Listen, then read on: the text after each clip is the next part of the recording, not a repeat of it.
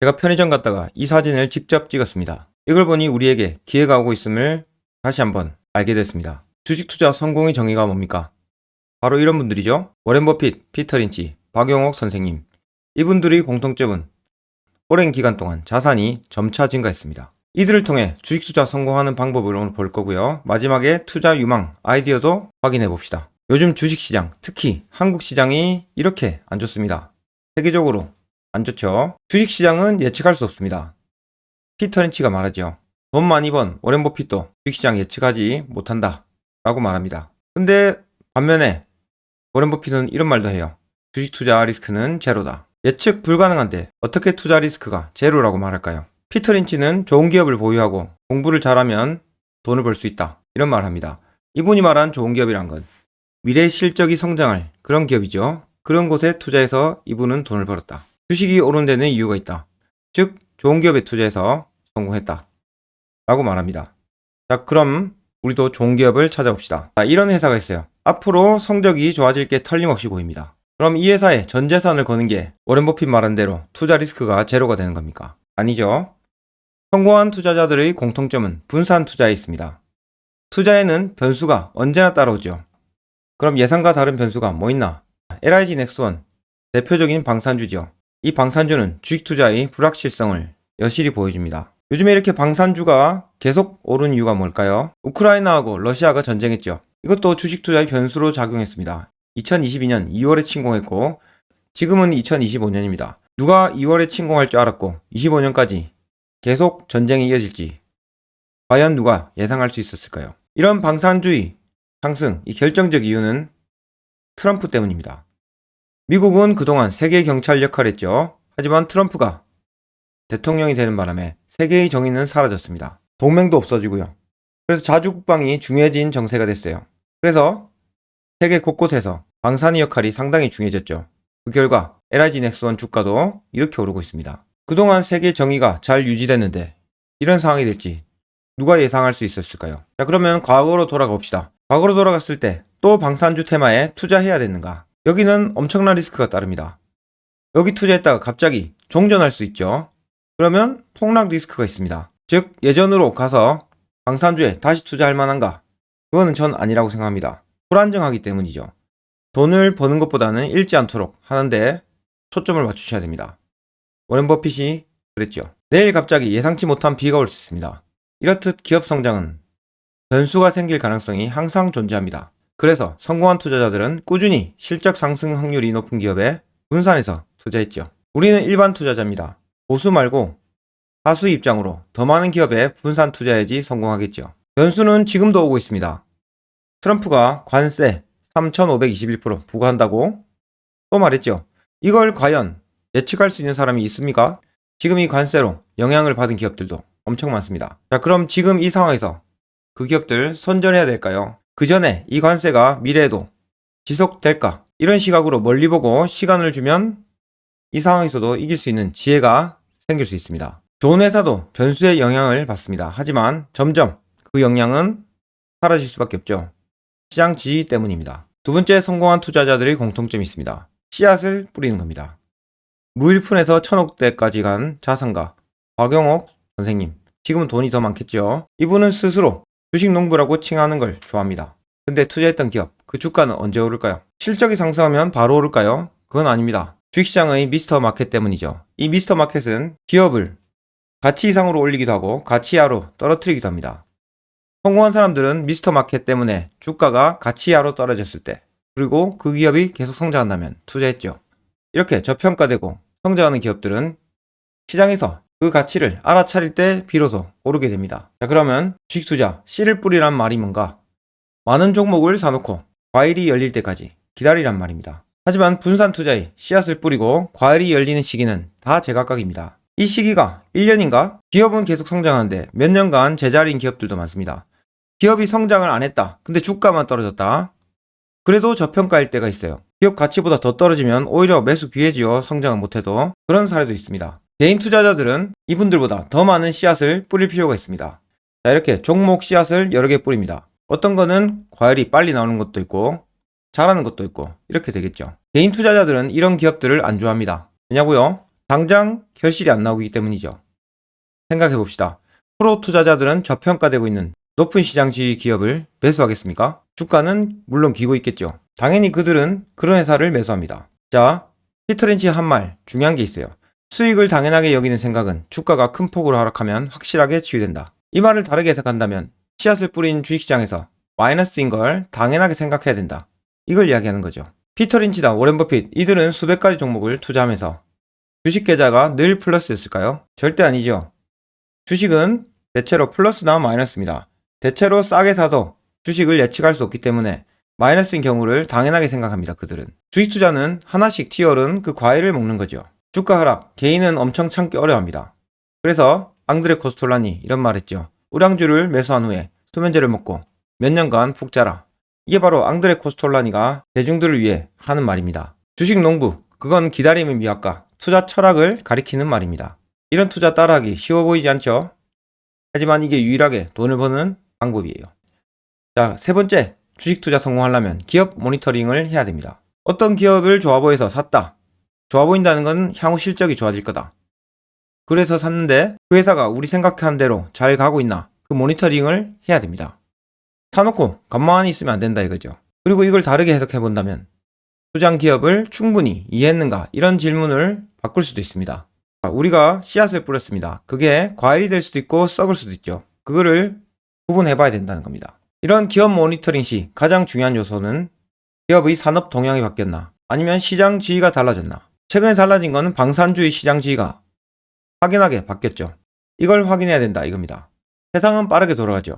그래서 전망이 좋아진 기업도 추적 관찰이 계속적으로 필요합니다. 이런 세상의 변동성을 없애기 위해서 투자 시 고려해야 될 부분이 있는데요. 그건 바로 기업의 거래처 다변화 잘 되고 있나? 그 회사의 시장 지위 좋냐? 그리고 혹시 모를 리스크 대비해서 재무 안정성은 갖추고 있나? 이런 거를 확인하는 게 다 변수를 대비하기 위함이죠. 즉 저런 기업 필터링을 하는 이유는 미래 변동성을 없애기 위함입니다. 왜냐고요? 그런 시장 지위가 있으면 일시적으로 실적은 나빠져도 시간이 지나면 기업의 실적은 회복될 가능성이 매우 높기 때문입니다. 시장 지위가 높다. 그러면 그쪽 산업에서 그 회사 아니면 안 된다. 그 회사가 꼭 필요하다. 이런 걸 생각할 수 있죠. 그럼 실적은 경기 좋아지거나 하면 돌아올 수 있다. 단 기업 모니터링 하실 때 매 분기 실적에 과민하게 반응하는 건 오히려 투자에 독이 됩니다. 어떤 이슈에서 중요한 부분은 사업성이 훼손됐는가? 그게 제일 중요하죠. 주가보다는 바로 이 사업성.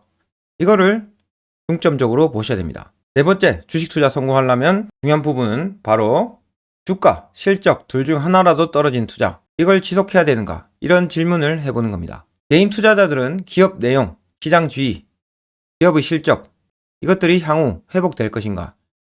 이런 건 별로 안 보고요. 주가에만 민감히 반응하죠. 이게 개인 투자자들의 실패 상당한 이유입니다.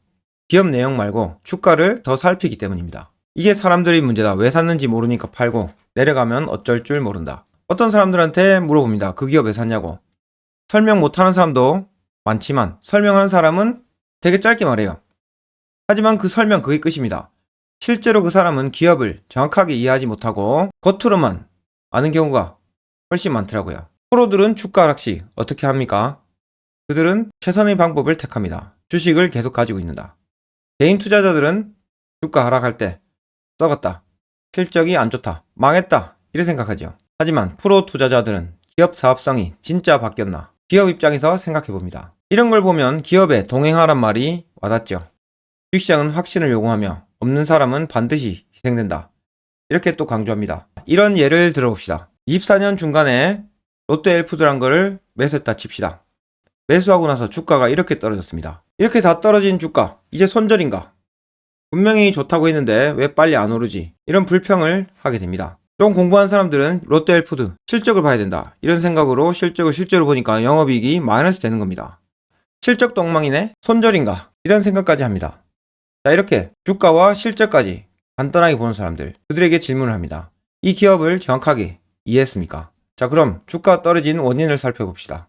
2024년부터 코코아 가격이 한 보따리 많이 올랐죠. 이 코코아로 초콜릿을 만듭니다. 이 코코아 왜 올랐습니까? 기후변화로 인한 생산량 감소로 가격이 올랐죠. 이게 예측 가능했습니까? 불가능한 부분이죠. 그러면 우리 투자한 기업에 변수가 찾았습니다. 지금 당장 코코아 가격 많이 올라가 있으니까 앞으로 손해가 더 커지겠네. 이제 손절해야 되나. 이런 변수를 보고 투자 실패라고 생각하는 건 오산입니다. 기업의 흐름을 이해한다면 오히려 이거는 좋은 기회지요. 왜냐고요? 자, 아까 제가 찍었던 사진 가나 마일드 초콜릿 3,400원 정도 합니다. 제 기억으로는 2,000원 밑에였던 것 같은데 이렇게 많이 올랐네요. 아몬드 초코볼도 2,000원 정도 했던 것 같은데 2,600원으로 올랐습니다. 이렇게 많이 올랐죠? 원자재 가격 올라서 이 회사들 제품을 원가 이하로 손해보고 파니까 소비자들 입장에서도 단가 상승은 당연하게 보입니다. 자, 그러면 생각해 봅시다. 앞으로 이 초콜릿 가격들 내릴까요? 그런 경우는 거의 못 보셨을 겁니다. 새우깡 가격을 보면 알 수 있죠. 끊임없이 오르는 소비자 판매가. 하지만 코코아 가격은 이렇게 변동이 심합니다. 여기서 질문해 봐야겠죠. 코코아 가격은 정상으로 돌아올까? 기후위기로 코코아 가격이 문제가 생겼습니다. 그러면 그 기후 변화로 다른 곳에 코코아를 짓기도 하겠죠. 그래서 코코아 가격은 수시로 변하지만 단가는 올린 상태로 그대로 유지하게 됩니다. 자, 일시적인 실적 악화. 앞으로 실적이 회복될 겁니다. 그럼 주가 떨어진 지금이 오히려 기회입니까? 위기입니까? 좋아하는 주식이 14불에서 6불로 가면 좋은 거라 기후. 반 이상 떨어진데 좋은 거라고 합니다. 기업을 이해한 성공자는 반 넘게 떨어졌을 때 기회라고 생각하고요. 주가에 베팅한 사람들은 썩었다고 치부합니다. 그 차이에는 기업에 투자했나, 이해했나, 주가만 보고 있나 이게 있죠. 조선주 예를 들어볼까요? 자, 조선주 몇 년 전부터 우린 좋을 줄 알고 있었습니다. 자, 그러면 2021년, 22년 뭐 이렇게 올라갔을 때 샀다 칩시다. 몇 년째 보면 주가 안 올라서 실패지요. 근데 지금 보세요. 씨앗을 뿌리고 몇 년 후에 이렇게 큰 상승을 줍니다. 100%, 200% 올랐죠? 자, 조정을 2, 3년 거쳤다. 그리고 100% 수익 준다. 이거 엄청난 상승 아닙니까? 은행 이자 해봤자 몇 프로 안 주는데 1, 200% 수익이면 엄청난 겁니다. 즉 1, 4단계로 단기적으로 본다면 실패지만 기업을 이해한다면 모두 성공입니다. 그래서 기업을 이해해야지 변수에도 성공을 얻을 수 있습니다. 조선주 과거, 지금으로 보면 별거 아닌 것처럼 보이죠. 1년 이상 떨어진 적도 있고요. 안 좋았습니다. 하지만 기업을 이해하고 가만히 있었죠. 기업의 시장 지위 변한 게 없었습니다. 단지 그 타이밍이 늦어졌을 뿐이죠. 내일을 날씨는 못 맞추지만 다음 계절의 100%입니다. 다음 계절이 뭔지는 우리는 100% 압니다. 그게 바로 주식 투자 성공하는 방법이죠. 이걸 이해하지 못한다. 변수 때문에 좀 딜레이 된 거 있다. 거기에 휘둘려서는 돈을 벌지 못한다. 이 말입니다. 기업을 알고 흐름을 이해하지 못한다면 주식 투자 성공은 어렵습니다. 지금 트럼프 관세, 모든 기업들이 영향을 받아서 안 좋아 보입니다. 하지만 이 상황에서도 미래를 생각하는 사람, 그들은 이기게 됩니다. 지금 손절하는 사람도 많겠죠. 투자할 때 기업이 우리 예상대로 안 간다. 손절하는 방법도 있고요. 기업의 시장 지위가 바뀐 게 없으면 홀딩 하셔야 됩니다. 조선주나 식품주 같은 걸 보고 말이죠. 그럼 이들 중에 과연 누가 돈을 벌 수 있을까요? 주가를 본 사람, 기업을 본 사람. 즉 성공하려면 기업을 이해하고 주식시장의 조정을 경험해야 됩니다. 지금까지 봤을 때 주식 투자 과연 종목이 중요합니까? 사람들은 종목이 중요한지 알죠.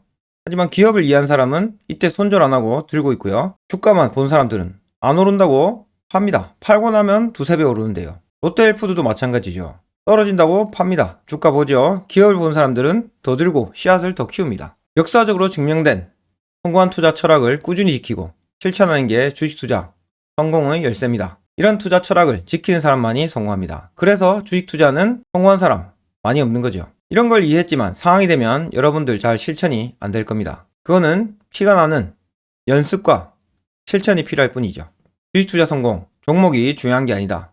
이걸 이해하시면 우리들도 위대한 투자자의 결과를 같이 할 수 있습니다.